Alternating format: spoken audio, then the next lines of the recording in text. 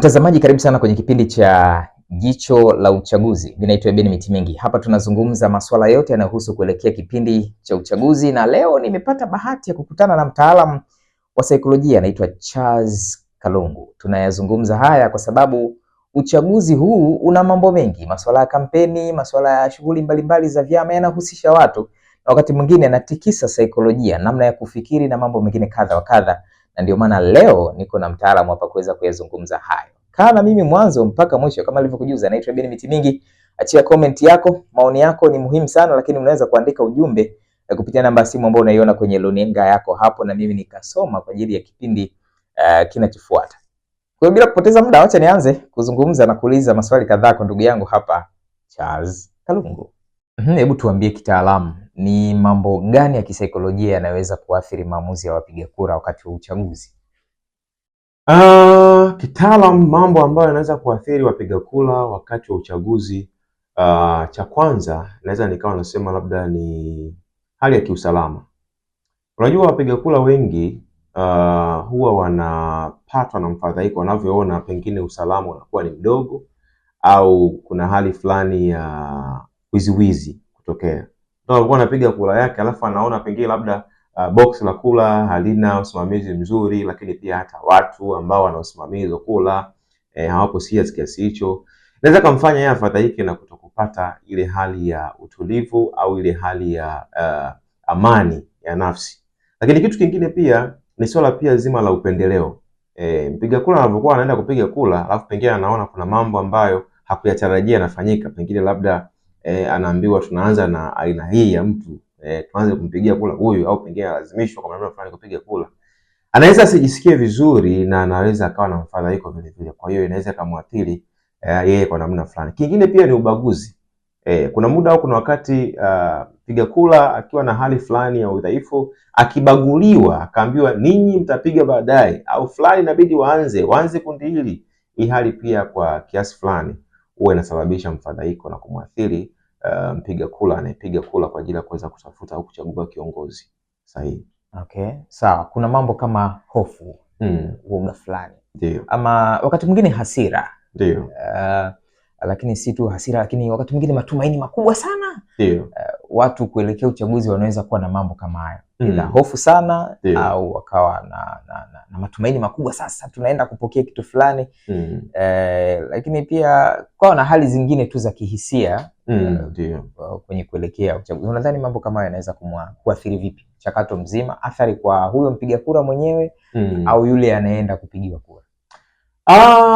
Athari ya hofu haikwepeki.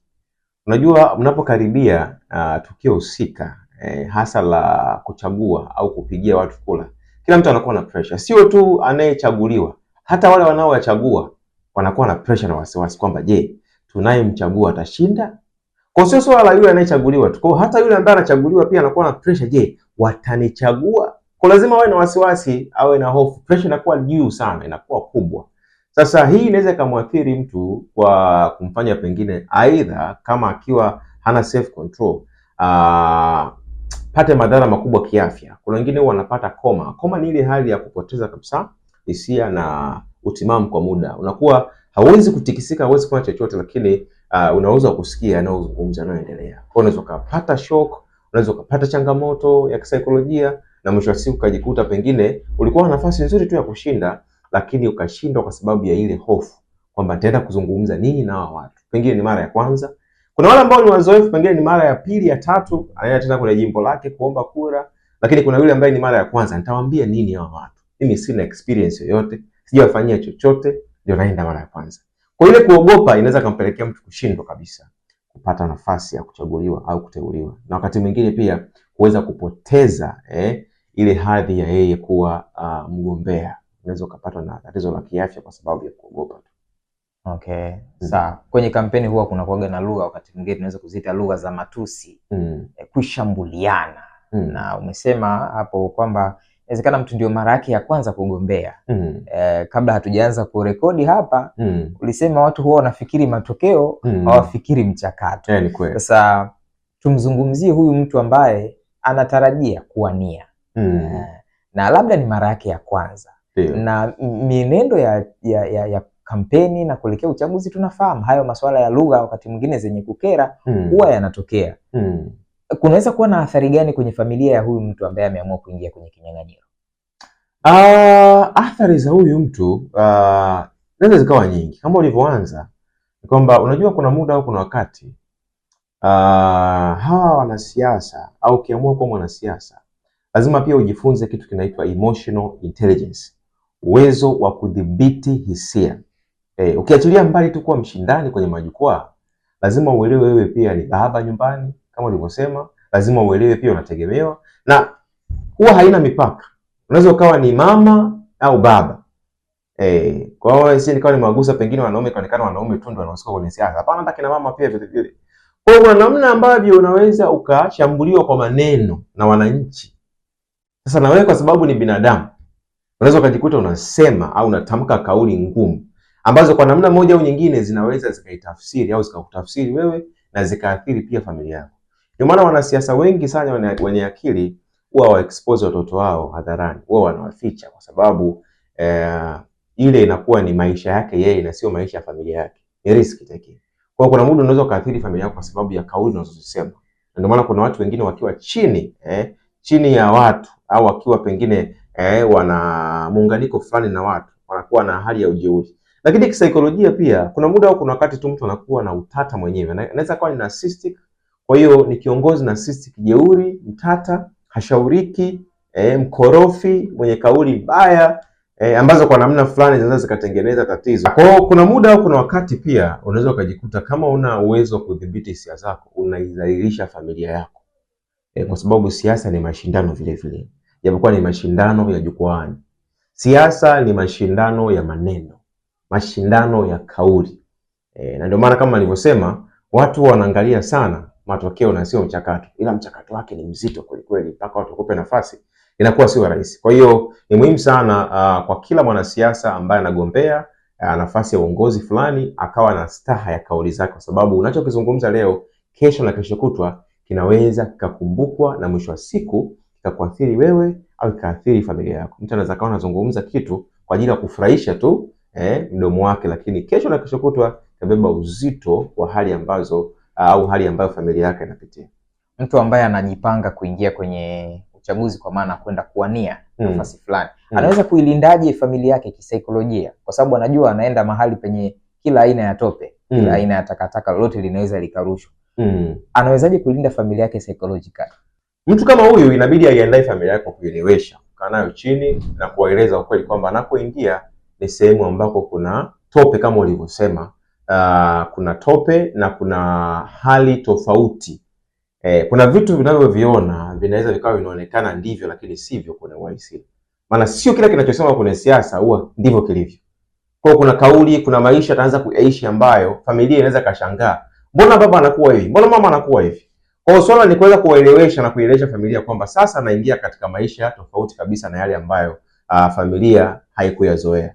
Kwa hiyo wajiandae kwa lolote. Ni aidha taarifa zisizofaa zitasikika au matukio yasiyotarajiwa yatatokea, lakini yote kwa yote inabidi waelewe ya kwamba yuko sehemu ambayo inahitaji sana kueleweka. Kuna muda anaweza kawa anazungumza jukwani akazungumza kauli fulani, mzee anazungumza vitu vya namna hii, mama anazungumza vitu vya namna hii. Kwa hiyo familia inabidi kae nao aieleweshe, ili mwisho wa siku zile athari zitakazotokea baadaye zisije zikaleta madhara kwa familia, lakini pia hata kwa upande wake. Maana mara nyingi pia tunaangalia familia sana sana, kwa sababu wewe unayezungumza una uwezo wa kujitetea. Hawa ambao hawana uwezo wa kujitetea na hawajui wanapaswa kufanya nini wajitetea wawe salama, athari huwa ni kubwa sana kwao, kwa sababu wanawindwa na kutafutwa ili waweze kucompensate au kufidia madhara ya kile ambacho wewe ulikianzisha. Okay, sawa. Kuna watu wanatafsiri siasa kama ni mind game. Mchezo fulani hivi wa akili, na labda wanasiasa huwa wanacheza na akili za watu. Namna fulani ya kucheza na saikolojia zao. Sasa kama ni hivyo, wewe unaamini kwamba mwanasiasa anaweza kutumia saikolojia kuhack mind za watu ili kumchagua hata kama hana sifa? Kuna uwezekano, kwa sababu unajua akili ya mtu yoyote au akili ya mwanadamu imeumbwa katika kupokea habari nzuri. Sasa wanasiasa wengi kama ulivyosema huwa wanatumia mind trick kuweza kumanipulate mioyo ya watu kwa kuweza kuwaahidi vitu vizuri vizuri. Kama nilivyosema, akili ya wanadamu yoyote haipendi complex issues. Kwa hiyo unapokuwa unasikia habari mbaya, mambo magumu, matatizo, huwa inaepuka, lakini ikisikia vitu vizuri inakuwa inafurahia zaidi. Inakuwa inapenda sana matokeo ya vile vitu na sio kuangalia mchakato kwamba hiki kinasemwa, lakini je, mpaka kitimie itakuwaje? Kwa hiyo sasa hiyo hali wanasiasa wengi wanaitumia kuweza kuwalaghai, sio wote, wachache, kuwalaghai watu wawachague, wawape nafasi katika nyadhifa mbalimbali, mwisho wa siku kuwatelekeza. Na ndio maana kuna majimbo mengi ukienda hakuna maendeleo yoyote, hakuna chochote ambacho kimefanyika. Sana sana wanachokifanya huwa wanahitimisha kwa kufanya kitu ambacho kina mwendelezo. Wanakuambia nimeanza na hapa, naombeni mnichague nimalizie. Hiyo pia ni mind game. Sisi hizo tunaziita ni technique za compliance. Yaani kumfanya mtu comply. Kwamba kuna foot on the door. Naanza na request ndogo, nafanya kidogo mwishoni ili mnione niko serious. Kwamba pengine nilikuwa nimebanwa sana, mambo yalikuwa hayako sawa, kwa hiyo naomba mnielewe. Sasa hiyo naomba mnielewe inakuwa ni gia ya kuweza kuingia nafasi ya pili. Akiingia tena kwa lengo nyingine, anabadilika na kuwa mtu tofauti kabisa, kwa sababu pia siasa inahitaji moyo. Siasa inahitaji pia kaliba. Kuna watu wengine kaliba ya uongozi hawana. Kwa hiyo wengine wanaingia ili wapate manufaa na sio kuweza kuacha alama kwenye jamii au jumuiya ambazo wanazochagua kwa nia na nyadhifa hizo. Tuko kwenye nyakati ambazo vyombo vya habari vina nguvu sana, hasa mitandao ya kijamii. Ndio. Na huko kunaweza kubadilisha mood ya mtu. Imefika wakati watu wanasema ni bora ukose hela ya kula lakini usikose pesa ya bando. Kwamba kuna namna, kuna hitaji la moyo fulani vinaweza kupatikana mtandaoni kwa taarifa mbalimbali. Kipindi cha kuelekea uchaguzi, unafikiri yanayozungumzwa, yanayorushwa huko na watu yanawafikia kwa haraka kulingana na teknolojia ya habari iliyopo, yanaweza kuathiri vipi wananchi? Kiukweli sasa hivi kuna influx of information. Nikisema influx of information maana yake ni taarifa mrundikano. Taarifa ni nyingi, vyanzo ni vingi na vyanzo vingi havijathibitika. Sasa mara nyingi sisi akili yetu huwa ina vichujio vya taarifa na kauli.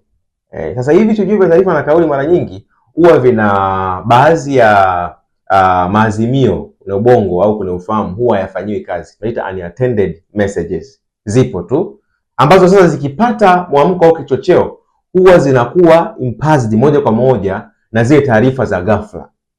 Watu wanapenda sana taarifa na hawajali taarifa hizi ni nzuri au mbaya. Wengi wanapenda taarifa lakini hawapendi kuchunguza.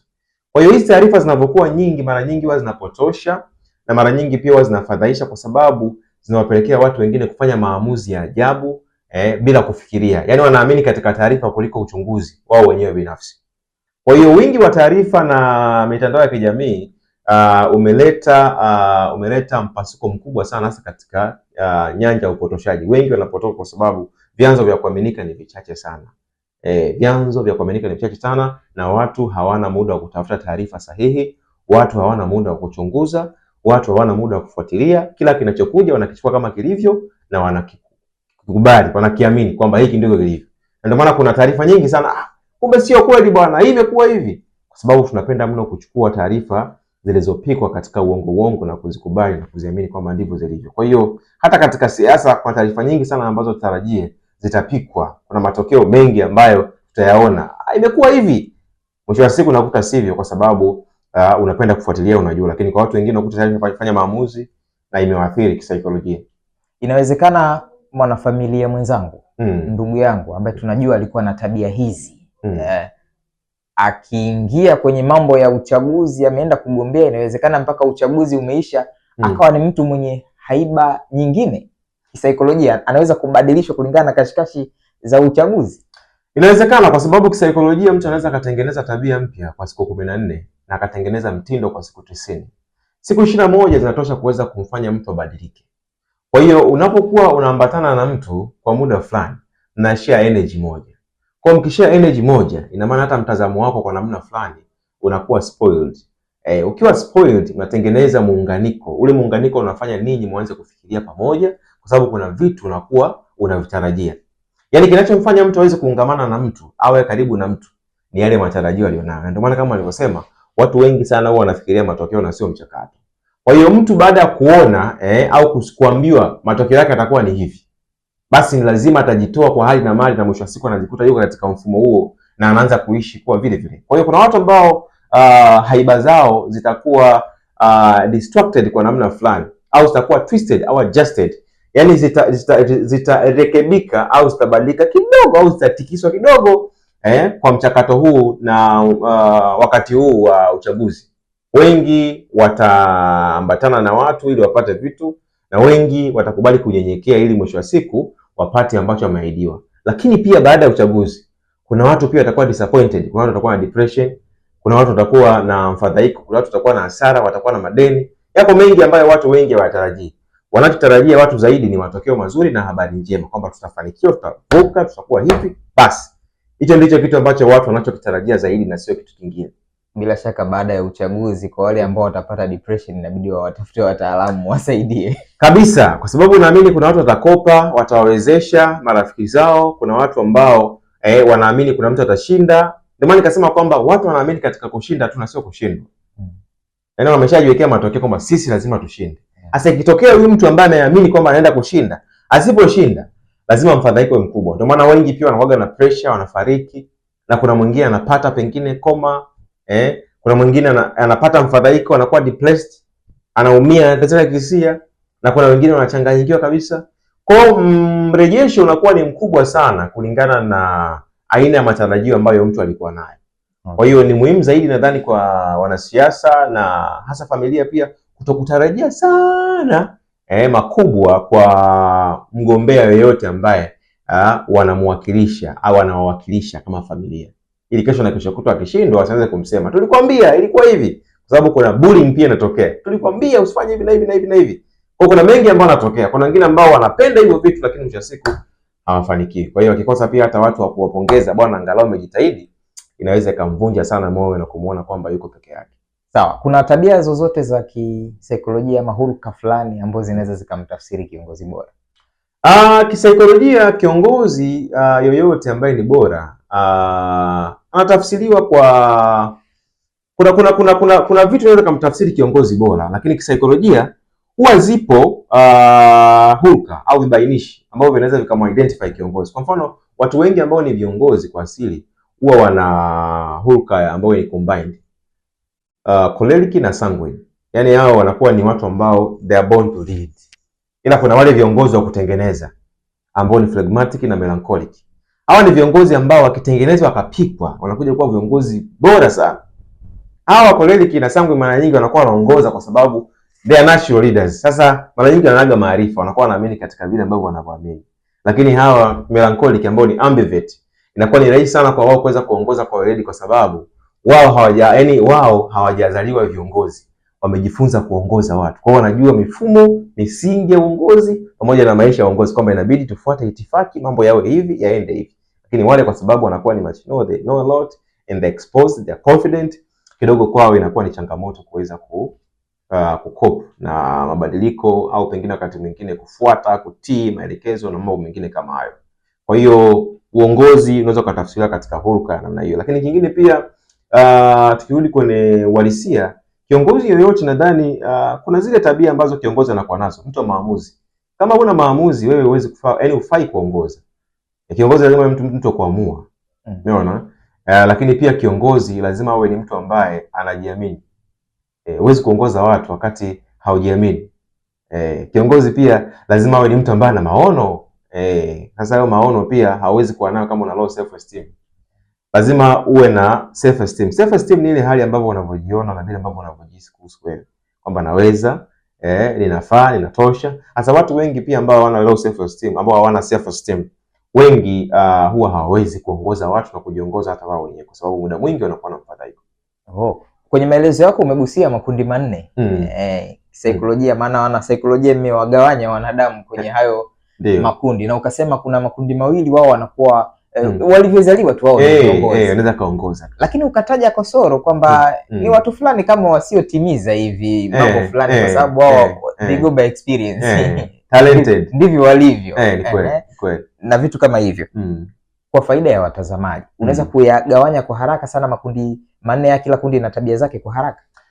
Okay. Kuna makundi manne, hizo ni hulka tunaziita au temperament, four temperament. Ya kwanza ni sanguine. Sanguine ni watu ambao ni social going. Social going maana yake ni watu ambao wanapenda sana kuongea, lakini ni watu ambao pia wana marafiki wengi, ni watu ambao hawawezi kukaa peke yao kwa muda mrefu. Sawa? Lakini pia ni watu ambao wanafanya sana maamuzi bila kufikiria. Ni watu ambao wanapenda raha. Ni watu ambao hawawezi kutunza siri. Au ni sanguine. Sawa Lakini choleric ni watu ambao ni arrogant by nature, ni watu ambao wanajiamini, ni watu ambao wanajikubali. Unajua kuna mtu unaweza kukutana na mtu anajikubali kiasi kwamba kwa anajisikia vibaya. Yaani kuna mtu anajikubali mpaka anajisikia vibaya anasema huyu naye yani kama anajidai. Sasa ndio choleric wenyewe. Yaani wanajikubali yani mpaka wanapitiliza. Choleric wanakuwa na wengine wanakuwa na overconfidence kwa sababu ile inakuwa ni natural. They are natural born. Yaani ndivyo walivyo. Kwa they don't fake to be them, they are them. Kwa hiyo hali pia inafanya hata wao waweze kuchukiwa na watu wengi. Lakini pia vile vile ni viburi, wapendi kushauriwa, wanapenda kusimamia misimamo yao, wana maamuzi magumu vile vile, lakini pia wajali. Mara nyingi choleric wengi wapendwagi na watu, lakini wao wanajikubali tu wenyewe hivyo hivyo, wanaenda na maisha yanaendelea. Lakini pia kuna phlegmatic. Hawa ni watu makini ambao kwa namna fulani naweza nikasema ni watu ambao huwa ni wa kimya, lakini wanapenda sana kujifunza. Ni watu ambao wanafahamu mambo mengi, ni watu ambao pia wana utulivu wa akili, wana composure. Ni watu ambao ni wa kimya, lakini sio pengine labda hawajachangamka, huwa wanachangamka kwa vipindi. Huyu phlegmatic akikutana na phlegin mwenzie, wanaweza kuzungumza kusema kumbe jamaa wanaongeaga hivi, kwa sababu akakutana na mtu sahihi. Kwa waongeongee kama sanguine au hawatishii kama choleric. Choleric ni wakali vile vile. Lakini hapa nazungumzia phlegmatic. Choleric ni wakali na ni watata. Kwa hiyo phlegmatic kingine pia nadhani ni watu ambao ni wanajipenda sana kujifunza, wanapenda kusoma vitabu, lakini pia ni watu ambao ni wagunduzi, the innovators. Lakini pia kuna melancholic. Melancholic wa mwisho ni watu ambao ni wapweke. Ni watu ambao wana huzuni, lakini pia ni watu ambao ni artistic. Ni watu ambao wanapenda sana kuchora, wanajua sana kuchora, they know how to craft ideas. Lakini pia ni watu ambao wanapenda sana kufuatiliwa na wanapenda kupendwa. Yani ni kama last born. Wanapenda sana attention. Kwa hiyo hawa kwa namna fulani watu ambao huzuni kwao inawasumbua sana. Yani hawawezi kuishi wenyewe. Phlegmatic, huyu ni mtu ambaye anaweza kaishi mwenyewe yani. Ukashangaa mbona wewe uoi? Yeye yuko tu safi. Yani sio kwamba pengine hana hisia, wanaweza kujizuia. Lakini hawa tunaona wanalia.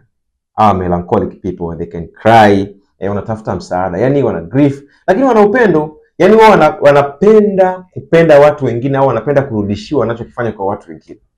Hawa melancholic. Kwa mara nyingi wanajali sana kupitiliza mpaka kiasi kwamba mioyo yao inakuwa inauma wanapoona watu wanaowajali hawarudishi zile fadhila ambazo wanazozifanya kwao.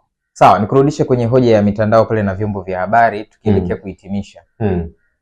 Mwananchi anawezaje kujilinda kisaikolojia dhidi ya matamko na maneno fulani ambayo wanasiasa wamelipuka na ili ukamshambulia hiki, labda mimi ni wa chama fulani nimesikia wa chama tofauti ametusema sisi au amesema hiki na kile. Mashambulio ya maneno, matamko mbalimbali, uchochezi, kisaikolojia mwananchi anaweza kujilindaje?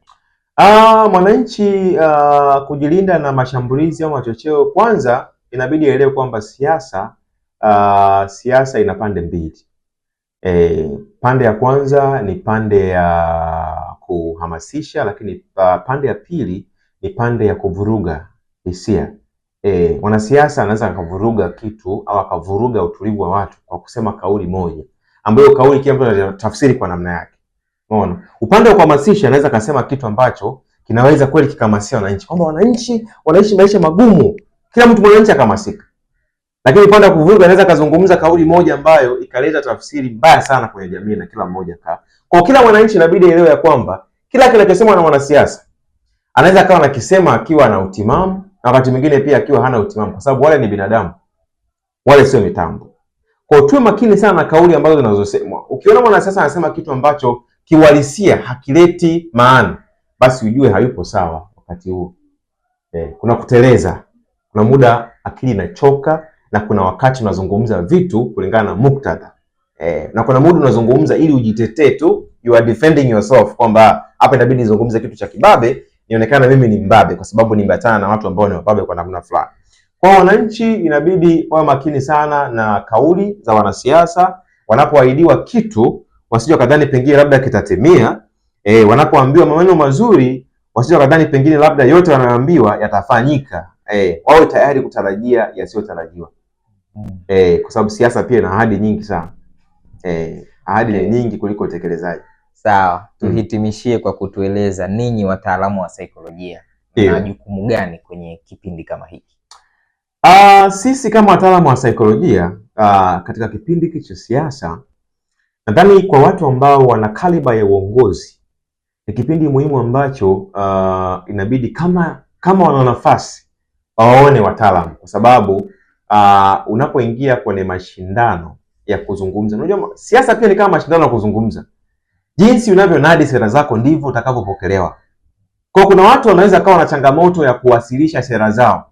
Unaweza kawa ndio na sifa, unaweza kawa ndio unaheshimika, lakini ukashindwa kunadi sera zako jukwaani, na mwisho wa siku watu wakaona huyu mtu kama kuzungumza na sisi tu hivi hawezi. Je, utekelezaji ataweza? Ni mashindano majukwaani. Kwa watu inabidi wajiandae kisaikolojia, watu inabidi wawe tayari, na hao contestants wote inabidi pia waelewe kwamba kuna kushinda na kushindwa. Kwa hiyo usiweke tu akili yako kwamba pengine naenda kushinda. Iandae pia kutarajia kisichotarajiwa. Unaweza kawa ndio umekuwa ukishinda siku zote, lakini awamu hii ukashindwa. Kwa hiyo utakaposhindwa usianze kuhuzunika sana na kusema pengine labda haikustahili. Hapana, ni wakati wako wa kupumzika umefika. Na utakaposhinda vile vile ili hali ya kustahili, usije ukaanza kusema sijastahili. Hapana, ni wakati wako wewe kuweza kusaidia jamii na kuweza kufanya vitu kwa ajili ya taifa lako. Kwa hiyo hakuna ambaye anashindwa kwa bahati mbaya, hakuna ambaye anashinda kwa bahati mbaya.